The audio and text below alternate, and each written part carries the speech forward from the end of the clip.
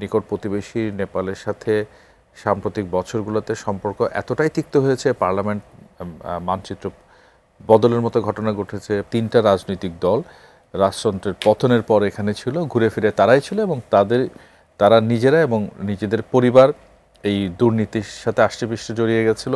তাদের পরিবার, তাদের বন্ধু, তাদের আত্মীয় স্বজনকে যুক্ত করেছে। আন্তর্জাতিক রাজনীতি নিয়ে যদি বলি যে সুপার পাওয়ার আসলে এইসব রাজনীতির সাথে কিভাবে যুক্ত হয়ে যাচ্ছে?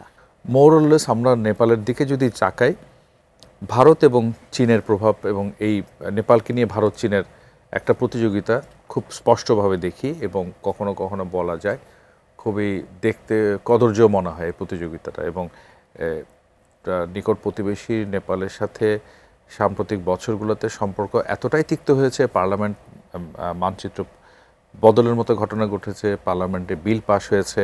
আবার সেই নেপালে একদিকে যখন চীন তাকে এতটা প্রভাব বলয়ে নিয়ে গেছে, খুব অবাক করার মতো হচ্ছে ডেমোক্রেটদের আমলে মিলেনিয়াম চ্যালেঞ্জ কর্পোরেশনে নেপালকে যুক্ত করা হয়েছে।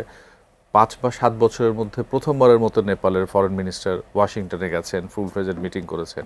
তো জিওপলিটিক্যাল টেনশন, জিওপলিটিক্যাল ইনফ্লুয়েন্স এগুলো যেমন আছে, এগুলো প্রত্যেকে তার নিজ নিজ স্বার্থেই করে।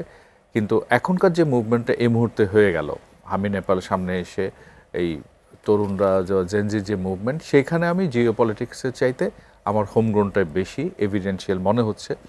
কারণ রাজতন্ত্র নিয়ে যে মুভমেন্টটা দানা বেঁধেছিল, সেখানে মূলত প্রফেশনালদেরকে আমরা দেখতাম। তো তারা পিছিয়ে এখন আমরা এখানে দেখছি তরুণদেরকে। আর যে কথাটা বলছি যে এই যে জ্বালাও পোড়ো এবং প্রচণ্ডভাবে সহিংস হয়ে উঠল, যেখানে জেনজিরা বলছে যে তারা এই সহিংসতা সঙ্গে যুক্ত ছিল না তৃতীয় পক্ষ। সেই তৃতীয় পক্ষটা আপনি যেই ইন্টারন্যাশনাল অ্যাক্টরদের কথা বলছেন, তারাও এখানের পরিস্থিতিটাকে ভিন্ন খাতে নিয়ে যাওয়ার জন্য করছেন। এবং যে কথাটা বলছি যে বেশ কয়েকটা নাম শোনা যাচ্ছে এবং নেপালের আমাদের যে নেপালি সহকর্মীও জানালেন যে কোনো কিছু এখনও স্পষ্ট নয়। এবং এই শূন্য জায়গাটাতে আপাতত যদিও জেনজি অভিযুক্ত করছে সেই সেনাবাহিনীর দিকে যে ক্ষমতাটা তারা কুক্ষিগত করে কিনা, কারণ যে তিনটা রাজনৈতিক দল রাজতন্ত্রের পতনের পর এখানে ছিল, ঘুরে ফিরে তারাই ছিল এবং তারা নিজেরা এবং নিজেদের পরিবার এই দুর্নীতির সাথে আষ্টেপৃষ্ঠে জড়িয়ে গেছিল। তাদের পরিবার, তাদের বন্ধু, তাদের আত্মীয় স্বজনকে যুক্ত করেছে। এবং ইন্টারেস্টিংলি এখানে একটা কথা না বললেই হয় যে পুষ্পকুমার ডাল বা বাবুরাম ভট্টরায়, তারা ছিল মুদ্রার প্রচণ্ড এবং বাবুরাম দুজন ছিল মুদ্রার এপিট ওপিট। একজন পাহাড়ে পর্বতে দুর্গম জায়গায় গিয়ে লড়াই সংগ্রাম করত, আরেকজন ছিল রাজনৈতিক নেতা।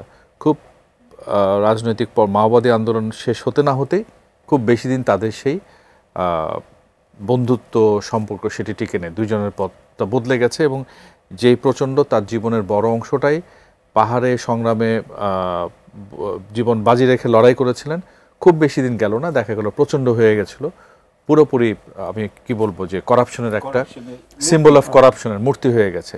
তো এমন একটা অবস্থায় বিদ্যমান তিনটা দলের বিরুদ্ধে অভিযোগ আছে জর্জরিত।